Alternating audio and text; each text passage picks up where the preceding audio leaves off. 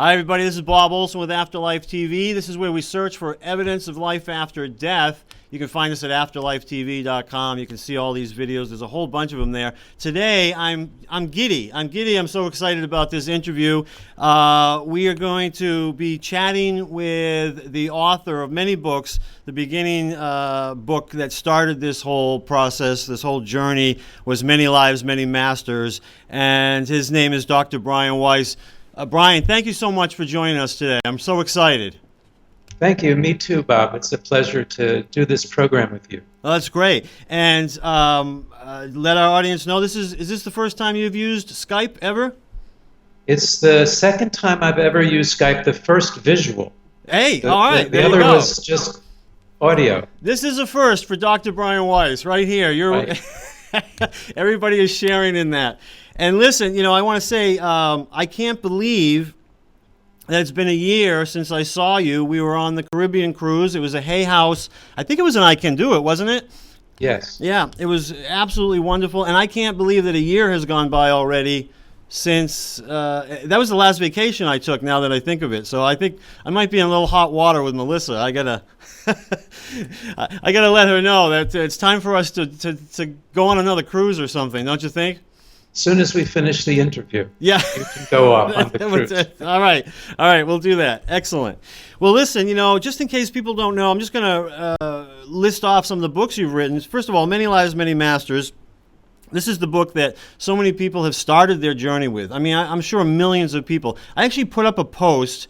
I was asking people about what book was one of their favorite books, and I just happened to use a picture of Many Lives, Many Masters, and this was on Facebook, and so many people said that was the first book that they read in starting their journey, to learning about spirituality. Amazing. And I know that was true for me. In fact, I think I still have the original book that I might have had. Does this look like the right cover to you? That's the original cover. It was changed years ago, but that's the original one. And what's funny about this, I crack up because I don't know if people can see it, but here I have my name.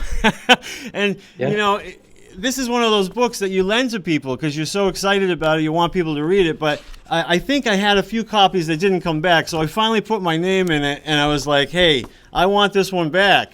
But and now the pages they're nice and brown, so you've had that about 15 years or so.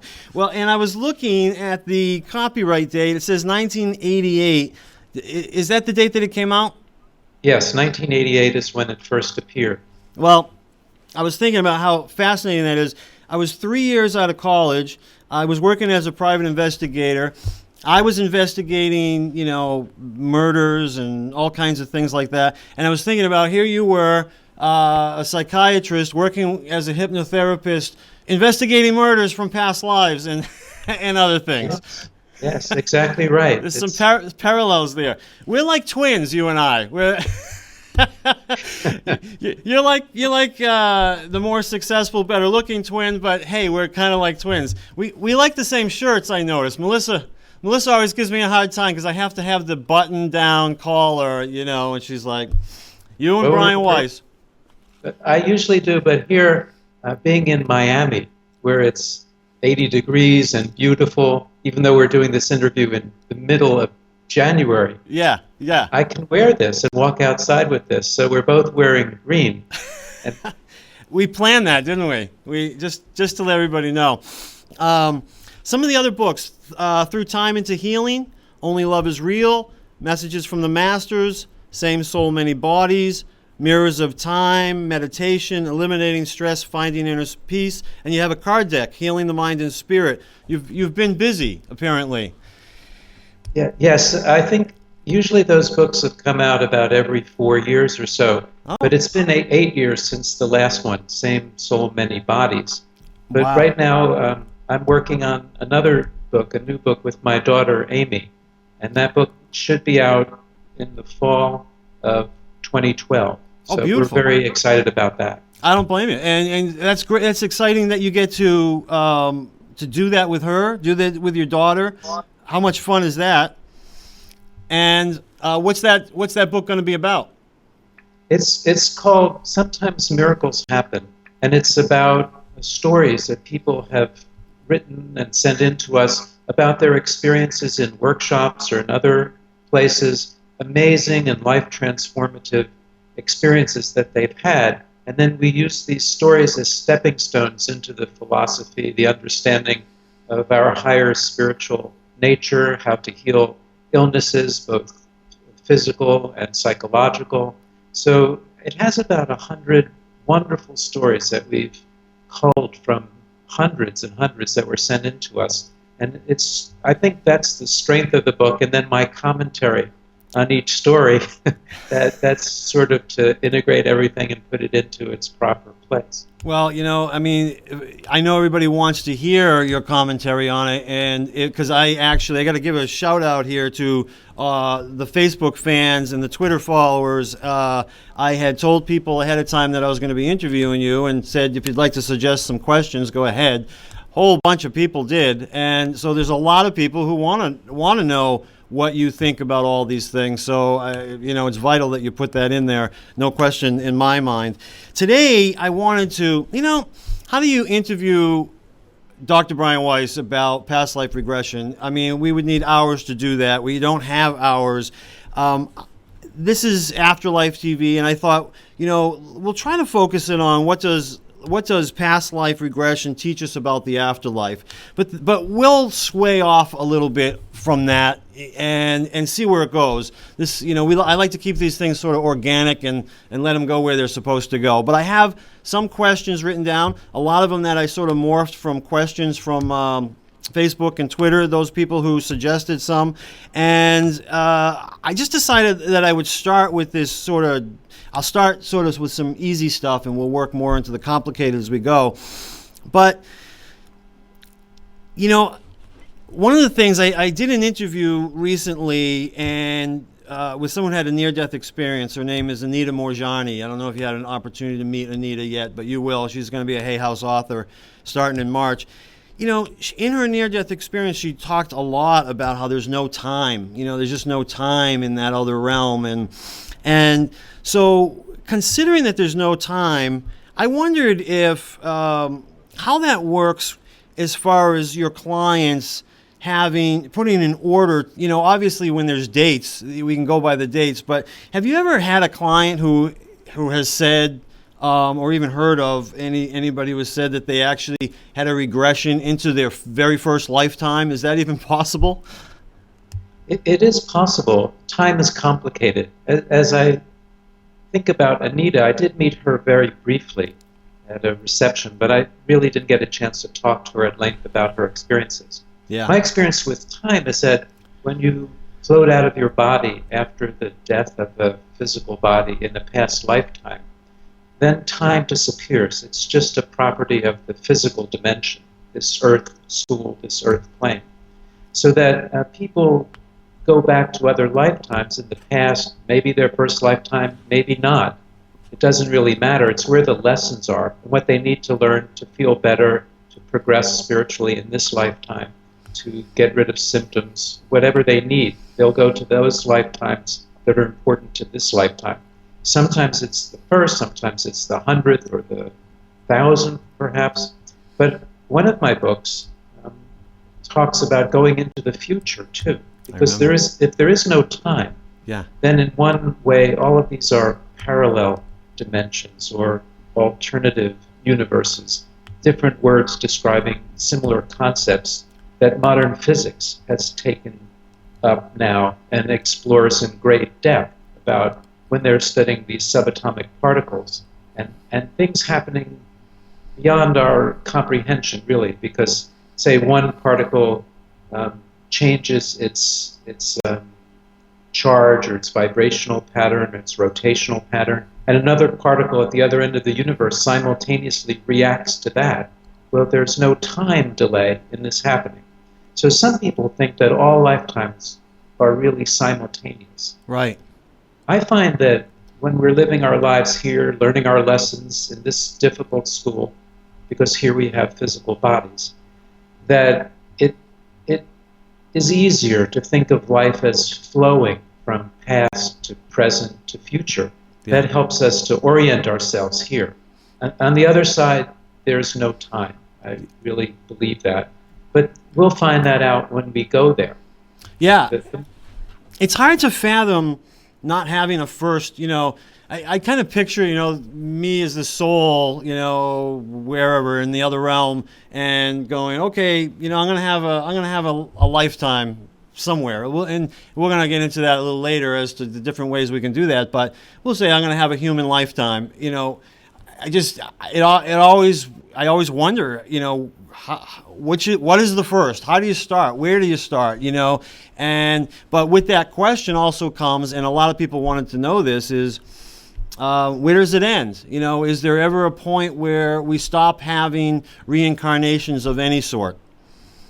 I should also mention, Bob, that the answers that I'm giving you are my answers. They're what I think, and they may not be the only answer. It may be very incomplete.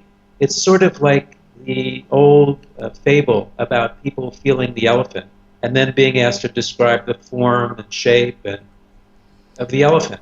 And those people who are trunk people are going to react differently from the people who felt the tail or the back or the leg, and they're going to have different descriptions, and yet it's just one elephant. So I'm giving you my opinions and what I've learned from all these years in doing my research, but there may be other ways of looking at these questions and other answers that contain a great deal of truth also. Sure. So, in my way of what I felt and learned is that eventually we do end when we don't have to come back here anymore. It would be kind of like going through school. And let's say some of us are in the 2nd grade and the 8th and the 5th and high school, but eventually we all graduate and don't have to come back to this school anymore if you consider the earth a school. So when you graduate, that means you've learned enough of the lessons not to come back here. Maybe there are higher dimensions or levels where we keep learning, evolving along our spiritual progress back home or back to the source or one or God or other concepts that people have talked about ever since the beginnings of humanity. Right. And I think we do end when we graduate, then we don't have to come back here. But we don't truly end until everybody else has graduated, because we're all connected. We're not really so separate as we think we are. And so even if we're helping out from the other side and don't have to come back and incarnate in physical bodies, we're still working away on the other side, helping all of our colleagues, the other souls with whom we've been connected for eons of time. Yep. And until we all graduate, we don't truly graduate. Well, then that kind of brings up the question in my mind is, so how many, with your own experience, with your clients or, all the people you've worked with in groups, is there an average number of lifetimes that we tend to experience? Or we'll just say the people who are here now in this day and age, do you tend to find that people have had hundreds or more like thousands of lifetimes? Some people hundreds and some thousands. Oh. Since there's no time limit, you don't have to graduate within X number of centuries or millennia. Yeah. It doesn't matter. If you're more stubborn, a slower learner, it could be thousands and thousands. If you're really progressing rapidly, it could be hundreds. But it doesn't really matter. It's the end that matters. And I find even if you're going in the right direction, if you're progressing to be a kinder person, a more compassionate person, more loving person, less violent person, less greedy person, less selfish person, then you're moving in the right direction and the time doesn't matter anyway. So I wouldn't even be concerned about that. I would be more involved with the direction of progress rather than the time it's taking. That's great advice. Now, a lot of people have wondered if we don't just reincarnate as humans. Do we also reincarnate as other species like animals or even other forms and maybe even in other places like another universe somewhere? How can you answer that one? I think all of those things happen. Certainly this is not the only place. Earth is not the only place. So There are other universes and other dimensions, I think physical and non-physical. It gets very complex because cosmologists, these physicists and astronomers and astrophysicists who study universes, they now are writing about universes bubbling up all the time. There being an infinity of universes.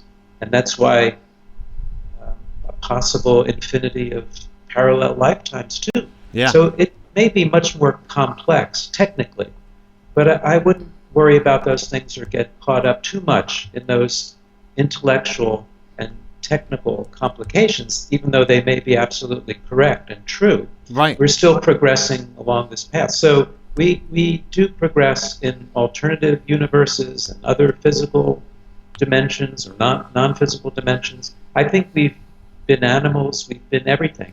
I think animals reincarnate also. Yeah. There's a chapter in our new book just on animal reincarnation, because so many people have been kind of documenting that lately too.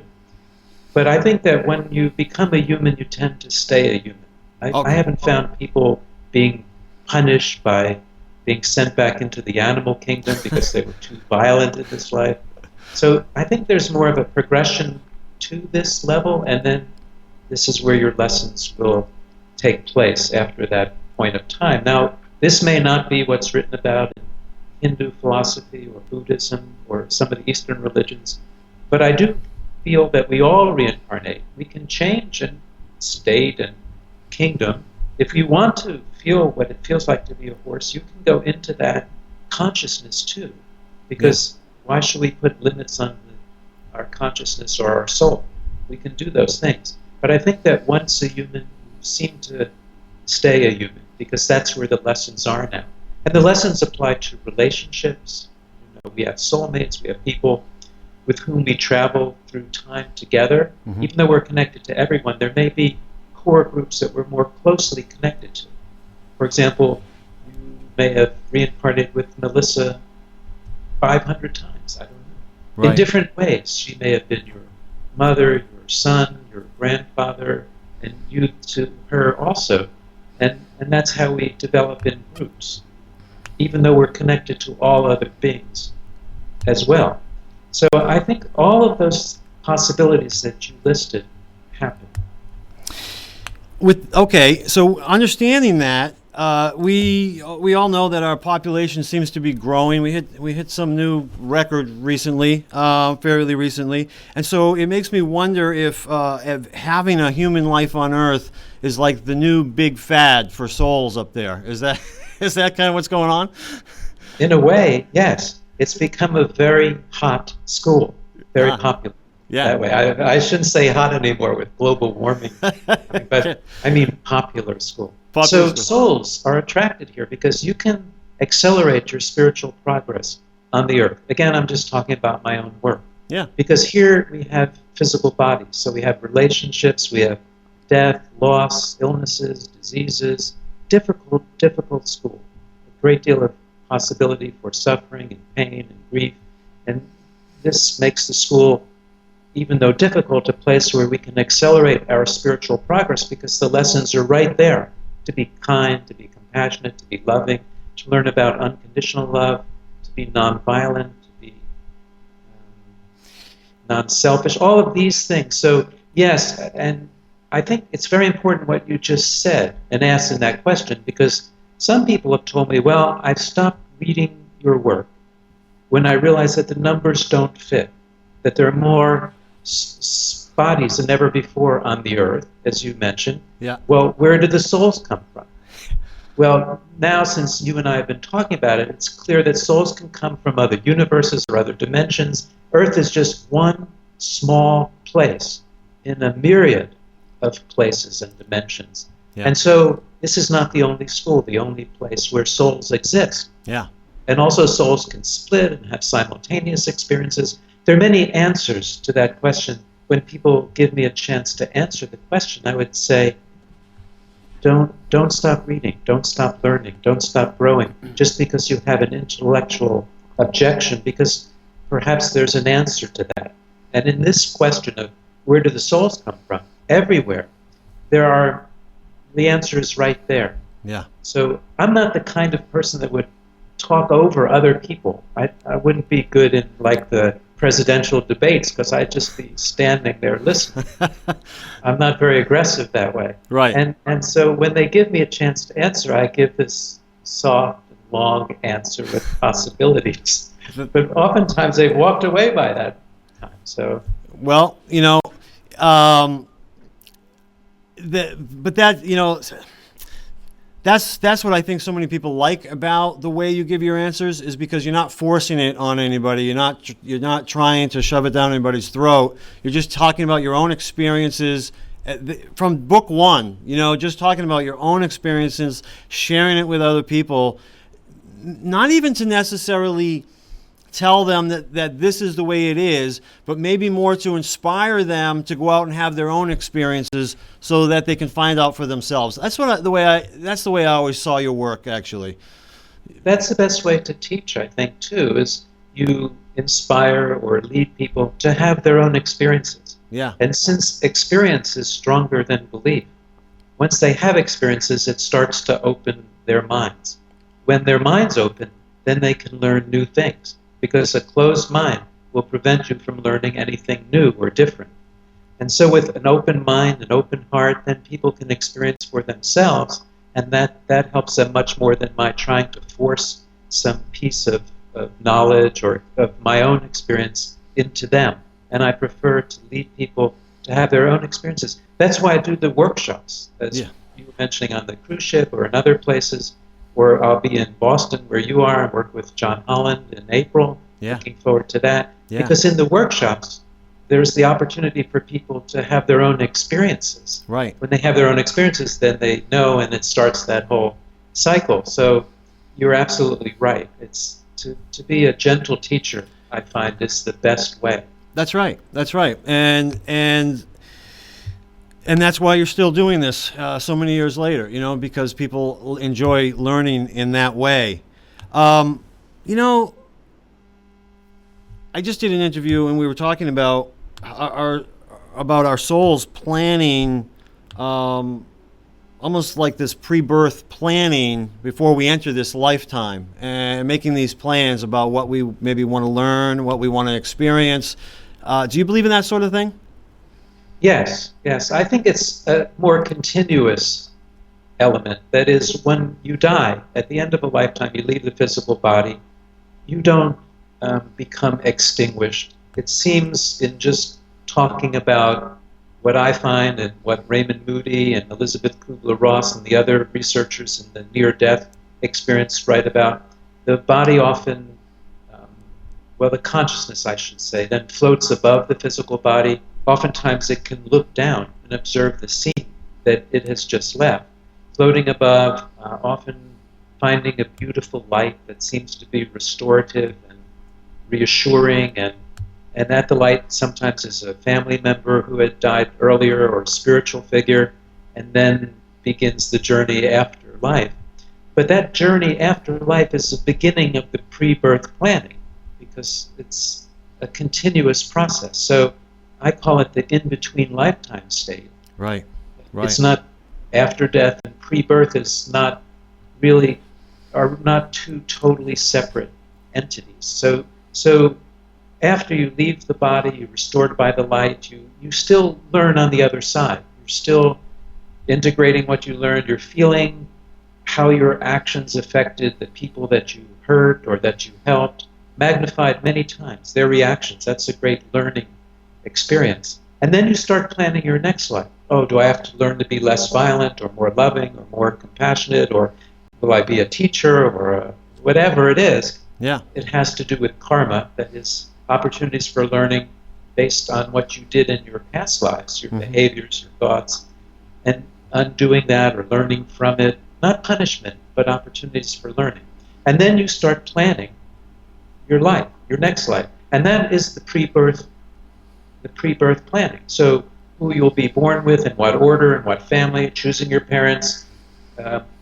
I think that it also brings up an intersection between destiny and free will in the lifetimes. Because when you do the pre-birth planning, you're deciding who will be the other significant people in your life, when will you meet, and this kind of thing. But then when you meet them, for example, how you act, what you decide, that's the free will part of it. So the meeting that's stemming from the pre-birth planning, these meetings, that's kind of destiny. That's going to happen. But then what do? You stay with the person or say, no, they're too short, they're too tall, wrong social class, wrong part of the world, wrong religion, whatever it is, Right. or not. And that's the free will. And that's how we learn here. Then when we make those decisions, it sets off alternative futures. The future with the person, the future without the person, the future in case you decided to stay together or not stay together. And that's the interesting part of it. But it's all sort of planned out, and it's part of our master plan for growth. So there is free will, and there's destiny, and they interact all the time. Yeah. And, I think, remember when I first started investigating this field back in '99, I used to do a lot of interviews with people who were going to mediums or going to workshops, and I recognize that a lot of people are worried that they're messing it up. They're worried that they're not fulfilling their destiny. They're not, they're going in the wrong direction, that sort of thing. How would you respond to those people? It's never too late. It's a point in time where you find yourself now. You're never too old. It's never too late to come back to your spiritual path, or to come back to your destiny path, or whatever you want to call it. Yeah.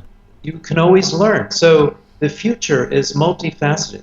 Let's just say there are many possible futures. There may be a probable future, the most likely one. And then you're dealing with the individual interactions with future and group interactions. All of these things have to be considered together. But wherever you are, it's never too late to become a kinder person, a more compassionate person, to become enlightened, if you want to call it that, or to increase your understanding, to open your heart, to choose love over violence, all of these things that we know so well, but we don't always do. So one should never give up. Let's just use one person as an example, John Holland. Yep. John does this work, and you study this, Bob, I know, mediums and psychic phenomena. And John struck me as someone who always has a good heart. So he can never wander too far off his destiny. His heart will always pull him back. Yeah. But if you get a person who's coming only from the head, or only from selfish reasons, or that kind of thing, they can wander very far astray. And then it's going to take a lot to pull them back, if anything. So I think the summary is that if you listen to your heart and listen to your intuitions, because that's really the open heart at work, sometimes overruling the brain and the intellect. Listen, trust your intuitions, trust your heart, choose the loving path. You can never wander too far astray. It's interesting because some of the things that you listed, reasons maybe that we came here, things we wanted to accomplish. You talked about being a loving person and a patient and a compassionate person and all these. You didn't say be the best-selling author, be the successful musician, be, you didn't talk about those things. It seemed to be more about these virtues, these incredible ways of being, rather than what we are as a profession, in our profession, or how much we own, or what we accomplish in terms of success. Is that what I'm getting from you? Exactly. Yeah. I find that all roads lead to the other virtues, those virtues. Because I've treated, as a psychiatrist in practice for many years, I treated lots of very successful people, heads of businesses, and organizations, and stars, and actors and actresses, and sports stars, lots of very, very successful people, many of whom were extremely unhappy. Yeah. They felt unfulfilled, or people didn't understand them, or they had depressions or something else. And I find that when we kind of restructure the values a little bit to be a good person, a kind person, that's why they're here. And then they start feeling better. Yeah. This is what I've been doing over the years in my traditional psychiatric practice and spiritual psychotherapy and all of these things, because I think that's why we're here. Now, you can use the other successes to further the spiritual path. You can reach more people that way, but the goal is not to be, say, a best-selling author. The goal is to help people. Yeah. If that's your goal, then you eventually will be a best-selling author or not, but it won't matter because the goal is to help people, to open your heart, to be more compassionate. The other things will take care of themselves. And success to me are those virtues, not the other achievements. Because so let's say you have 4 cars, and they're really expensive cars, a multi-million-dollar house, huge bank accounts. You take none of these things with you.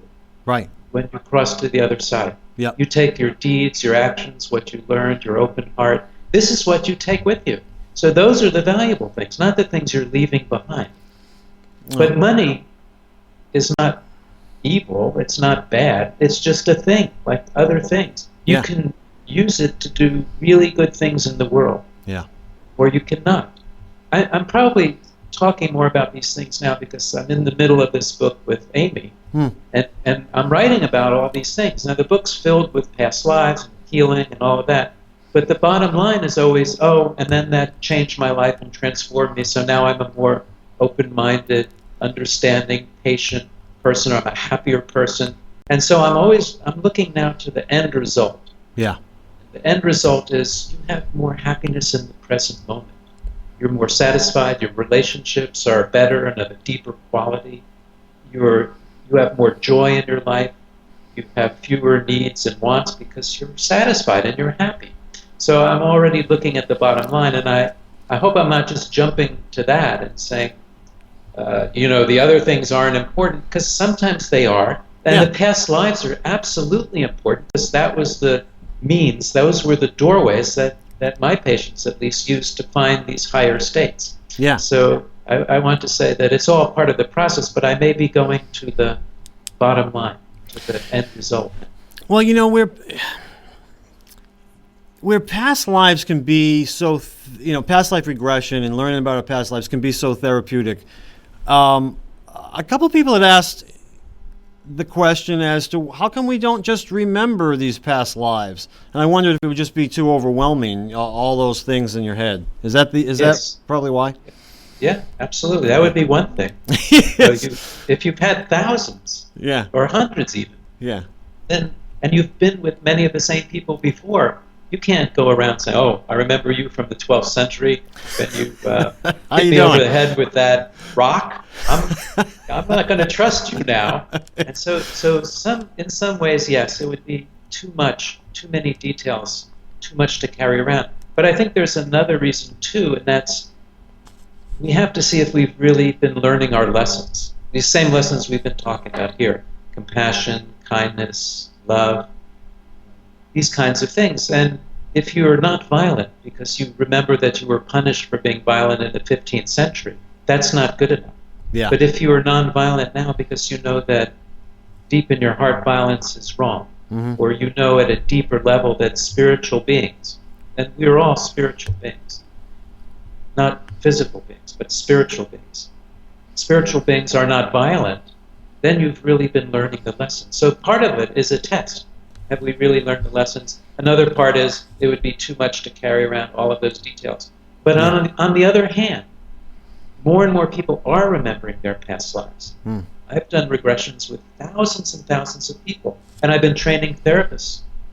Twice a year I train therapists at Omega Institute to go back to their countries, states, cities, wherever, and practice techniques of past life regression therapy. Yeah. And they've been working with thousands of people too. So many, many more people are remembering their past lives. Many children do. Children often remember spontaneously. When they're 3 and 4 years old, they're often telling their parents, "When I was big and this and that, do you remember that? Do you remember when I was your grandfather?" And then they'll give specific details that only the grandfather knew. Yes. And proving it, validating it.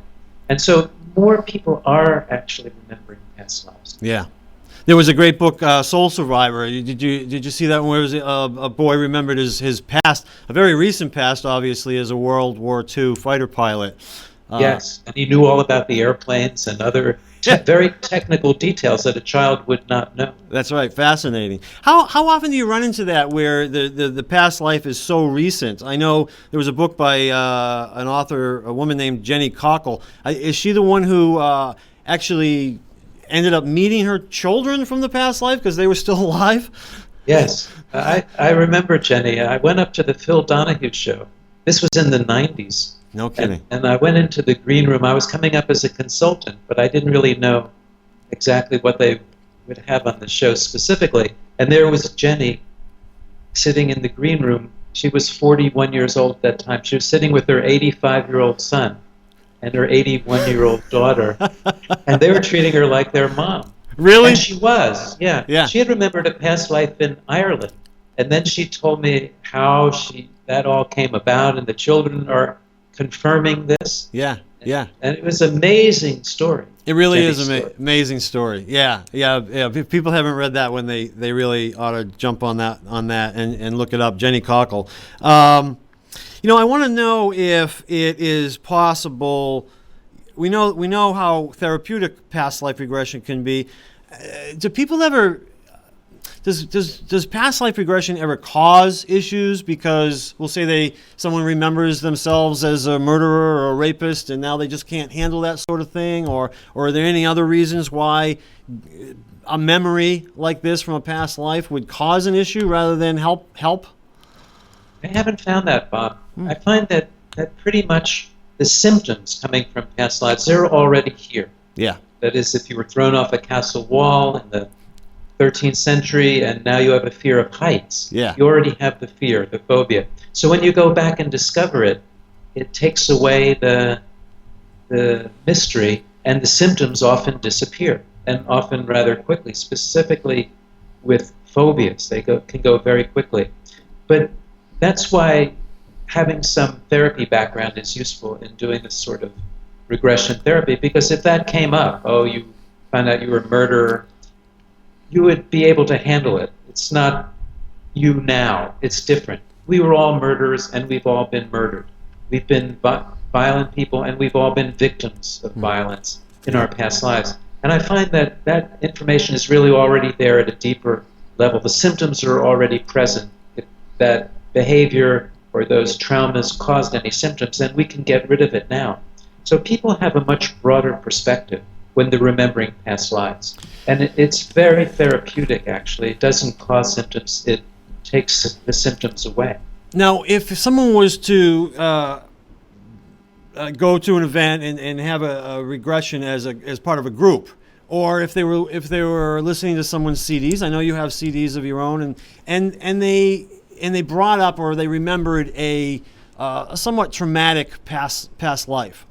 Obviously, they're not working with someone who is a therapist at that moment. What would you recommend? How would they go about processing that memory?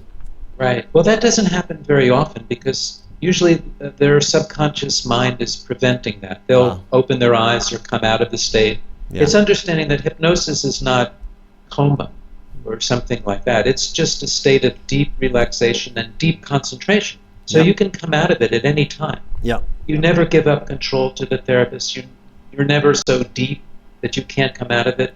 It's a state of deep concentration. It's the same state as when you go to the movies and you're so absorbed in the movie that you don't hear people eating popcorn around you. That's hypnosis. Focus, relaxed concentration. And you're not in any danger. If you wanted to save your popcorn, you could come out of that state and slap the hand of the person taking your popcorn. That's right. Yeah, it's you're not stuck in it. So that's rare. But the person then, if there was any anxiety that came up or they wanted to explore it more, they could go to a therapist. There's so many around who know this work now, who practice it, who do it.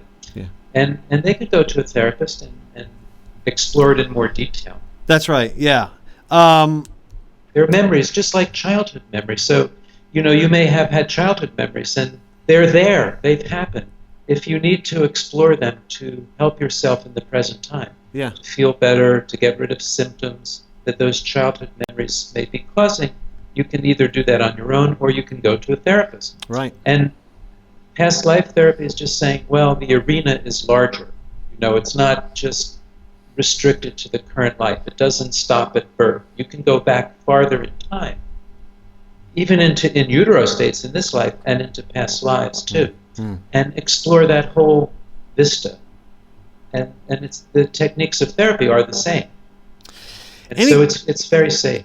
Anytime I've had a past life regression myself, I always seem to go back to a lifetime that was perfectly relevant for probably the issues that I was going through at that time in my life. I'm sure you have a lot of people or had a lot of people come to you and about a particular issue. What are the odds that they're going to visit a past life that's actually relevant to that issue? Very high. Yeah. Because that's the mind, the deeper mind wants healing, wants understanding. So it often goes to those lifetimes where there are traumas or issues that it needs to understand in order to heal. Yeah. And so the odds are very high you'll go there, and not to some necessarily placid, uneventful time that doesn't have any connection to your current life. Yeah, yeah. But having said that traumas or past life conflicts will pull you to it so that you can heal them. You can understand, heal any symptoms that might be residuals of those traumas. When you have a past life, though, you understand, well, here I am, I'm Bob Olson. Oh, you are, but this is, right. I'm Bob Olson. But who was that in that lifetime that I keep going to? That was not Bob Olson. That person had a different body, a different name. But it was still me. So you're that continuing consciousness that is expressing itself, manifesting as Bob Olson now, but you were that other being then. And you're the same soul, the same consciousness. Yeah. And so you didn't die when that person died. You went to the other side, you learned, you did your afterlife review, you did your pre-birth planning, and here you are back again as Bob. Yeah, yeah. And that by itself, forgetting about any particular traumas or symptoms, that's tremendously liberating because it means you don't die. Exactly. And that is worthwhile no matter how bland or uneventful the lifetime is, just to understand, oh, I'm immortal. I don't die with the death of the physical body. My consciousness goes on. And then all the things that flow from that. So all of my loved ones are immortal too. Yes. They don't die either. I'm going to be reunited with them again and again and again. On the other side, back here, wherever, all the time, forever. And that's tremendously comforting and liberating and increases your understanding, changes and shifts perspective. So right away, that's healing. Oh, I was a murderer, like as you mentioned earlier. Oh, and another time I was an incredible monk who had incredible advances and didn't harm even a fly for an entire lifetime. Yeah. And now I'm sort of in between those two things, but that's how I evolve. I learn not to be violent, or I learn not to be prejudiced or hateful, because I've also been all races and all religions and both sexes. I've learned from all sides, so how can I hate this particular group of people or be prejudiced against this particular group of people? Because I've lived as that group of people. Yeah. You've lived in all circumstances, in all bodies, male, female, strong, weak, ill, healthy, all races, all religions, and that gives a kind of broadening and an acceptance, and then it makes prejudice seem silly. How could you be prejudiced? You lived lifetimes as them. That's right. And you will again as them if you're prejudiced. So, that's right. Be careful. That's right. That's interesting. I've always kind of thought of that we come into these lifetimes with certain things that we wanted to experience, and that over time, over hundreds or thousands of lives, we will experience maybe opposite sides of every virtue, that sort of a thing. So do you believe in that sort of thing, or have you recognized that sort of thing with a lot of your clients, that one time they might experience joy, a lot of joy, and another lifetime they might experience a lot of depression, or another time they were a caregiver, and another time they needed care, that sort of thing? Exactly. And that's a very important way of learning, that some people come back and they, for one reason or another, are impaired in some way. Often it can be physically, like cerebral palsy or something like that. Yep. It can be psychologically. It doesn't matter, because sometimes you say, okay, I'm going to feel what that's like. I need to experience that. Or I need to experience what it's like to receive love. I've spent so many lifetimes giving it and being a caregiver, a nun, or this or that. Right. And now I need to be impaired so that I can learn how to receive love, and at the same time to give other people the opportunity to express caring and love and compassion.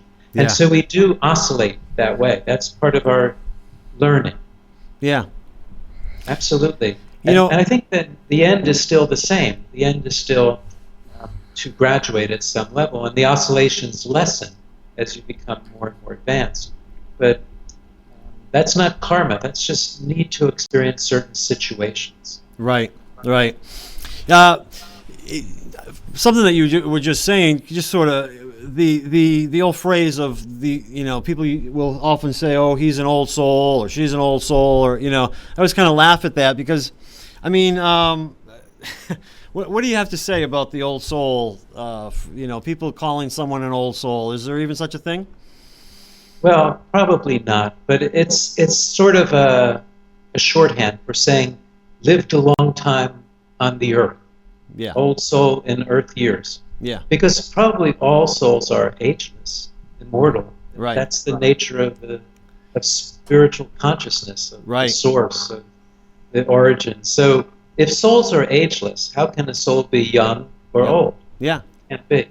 But on the earth, it can be, because this is not the only place. So some souls may have come here 5,000 years ago, and Yeah. other souls may have been here for 200,000 years or longer. So I guess those would be the old souls. Yeah. Yeah. It may not even be a positive.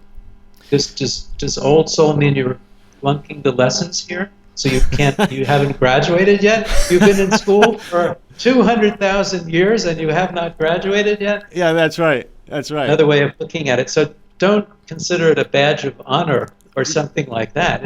It's not important. It just means more familiar with the earth.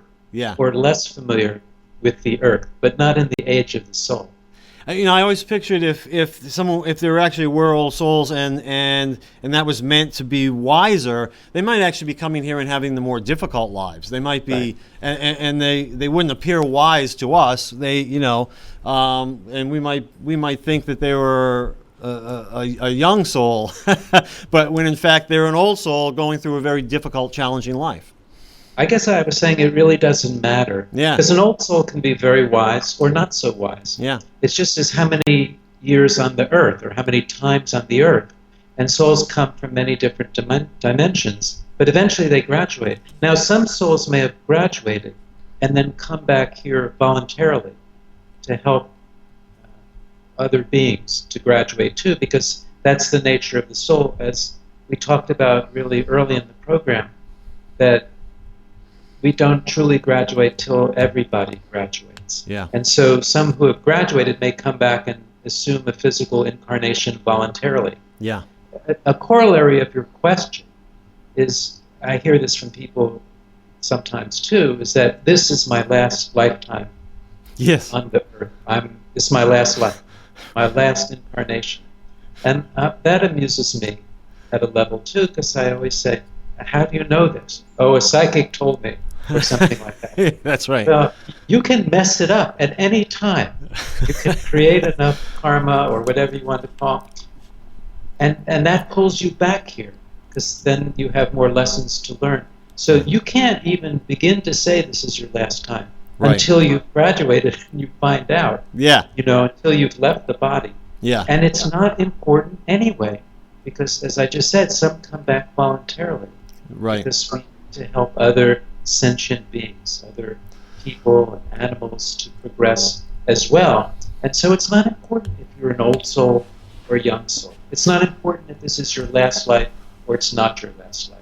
And having said that, and this will be my last question on this subject before we start to talk a little bit more about you and finish up, but if someone comes here for a shorter time, they come back to help other people. And let's just say someone comes back for a few days or maybe a year or 5 years, whatever it may be. There's a lot of people who watch Afterlife TV videos here and they've lost children one way or another. And is it very possible this is the idea? They came back for maybe their parents' benefit, and I'm sure their parents would be like, "Please don't do that for me. I wish you didn't do that for me." But the reality is that we gain something in terms of spiritual growth out of every experience. So is it possible that might be what happened in those situations? Sometimes it is. Sometimes the advanced soul may come back for a brief period of time just to help out the parents. Yeah. Because that soul loves those parents so much that it comes back to help those parents learn lessons or progress on their path. Sometimes there can be other reasons too, other causes. And you can have soul mates, that is, souls with whom you've lived many lifetimes because you're learning together, come back and spend a lifetime together. It's not always romantic. It can be parent, child, best friends, can be romantic or not. Yep. Or they can just come back for 6 months to be with you. Yep. And change your life completely in those 6 months. Yeah. And it's not always death. It could be like a college teacher that's a soulmate. You have a course with them, it changes your life. Yeah. And then they move on, or you graduate and move on. And that's a soulmate too. I had a child who died too as an infant, only 3 weeks old. And that completely changed my life, that experience. Yeah. It was very difficult, devastating at the time. Yeah. And that was 10 years before Many Lives, Many Masters came out. Or not came out, until Catherine came into my office. Yeah, yeah. And then I understood everything, and Adam, my son, made an appearance through her. And since that time in other ways too. Yeah. But I think if I didn't have that experience, I might not have been as sensitized and empathetic with the grief reactions and suffering of people who have lost loved ones. And so when my experiences with Catherine happened, I wrote the book instead of just having it as a hobby or doing it on the side, Yeah. and exploring it or researching it on my own. Yeah. I went public because the need to help other people with grief was very strong. If I could help, I was going to help. And so I think that had a lot to do with my becoming public in the first place and to having a more open mind about these things. So that's identifying very strongly with that group of people who asked that question.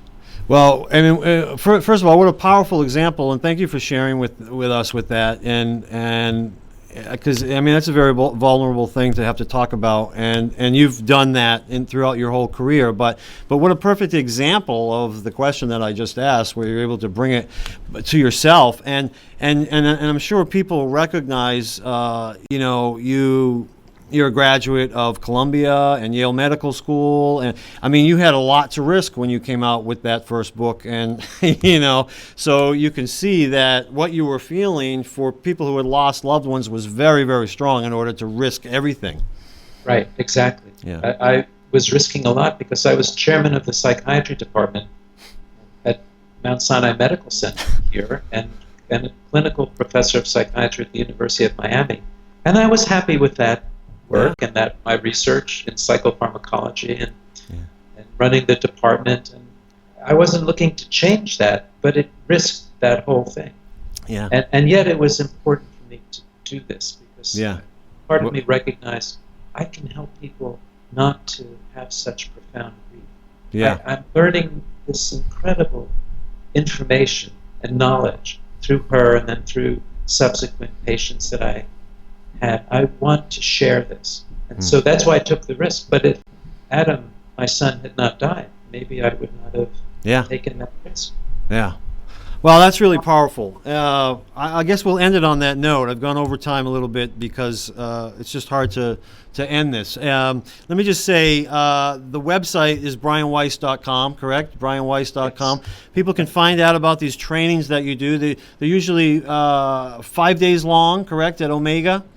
Yes, and you don't have to be a therapist to come. About half the people will be, but the other half are just ordinary people coming to have deeper or more intensive experiences, because we do regressions the whole week and teach techniques and other, not just regressions. We do other sorts of visualizations and experiential exercises. But the schedule for that and all of my other appearances and workshops with Hay House or with Omega or with others, it's on that website, brianweiss.com. That's great. Well, we can't thank you enough for all the work that you do, sharing with us the way you did today. It's amazing. I hope in the future I'll get to talk to you again. Maybe we can chat about your new book. That would be fun. And this has been a great time for me. I can't even express what it means to me to be able to do this with you. I know we've sat with groups of people at the table, and that's not a place where I get to just fire off questions at you like this. And so this is a great honor and a great opportunity. So thank you very much, Brian. Thank you too, Bob, and let me applaud your work. This is the same work. It's reaching out to lots of people using these modern technologies, reaching out to lots of people with basically very similar messages, that not to lose hope. There's so much more to life than meets the eye. Yeah. And you do good work. It's a pleasure to do this with you. Thank you. Well, thank you.